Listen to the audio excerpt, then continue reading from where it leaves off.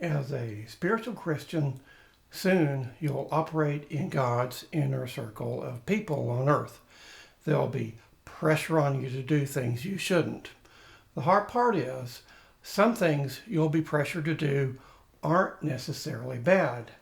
And the pressure sometimes comes from other Christians, even those who are also in God's inner circle. It's one of the reasons why, and one of the lessons you must learn in the desert right now.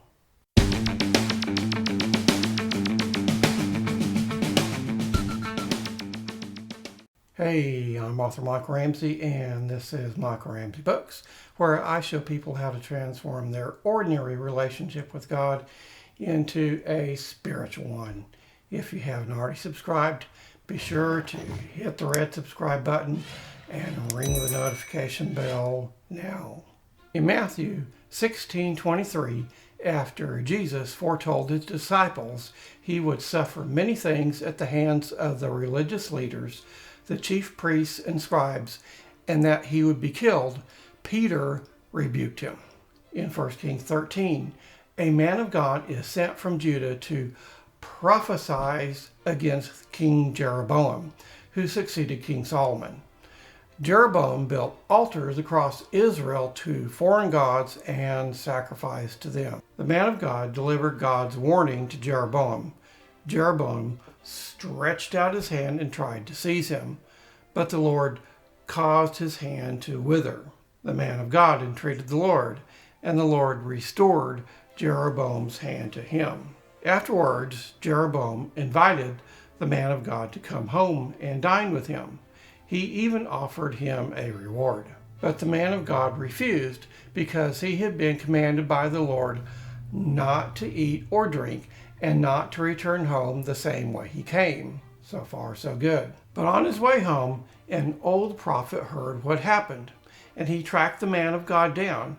When he found him, he invited him to his home for dinner. Once again, the man of God refused. He explained to the old prophet that the Lord had commanded him not to eat or drink. But the old prophet lied to the man of God. He told him an angel spoke to him and said it was okay for him to come home and eat and drink with him. The next day, when the man of God left the old prophet's house, he was attacked by a lion. He was torn apart and killed. It's hard for me to even think about that. What a horrible death. But as a spiritual Christian, the stakes are high. Pressure, as was the case when Peter rebuked Jesus, as was the case when the old prophet lied to the man of God, doesn't necessarily come from non-Christians. Sometimes it's a friend or a trusted individual. It's also interesting to note the man of God was never named. The reason that's odd is because throughout the Bible, the Lord is meticulous to mention everyone by name. If you don't believe me, just dive into the books of 1st and 2nd Chronicles. But why isn't the man of God named? A few years ago, I had jury duty. It was a murder trial. An 18-year-old kid who had only been out of juvenile detention less than 6 weeks shot and killed his sister's boyfriend for $50. When the judge, who presided over another trial in Houston, whom everyone heard of, casually sentenced the man to life in prison without the possibility of parole, she never looked up from the bench. It was the ultimate act of disrespect. And it was the only time the kid didn't smirk. Sometimes it's what the Lord doesn't say that speaks volumes. Not mentioning his name wasn't necessarily an additional punishment. It is the Lord's way of revealing his heart to us.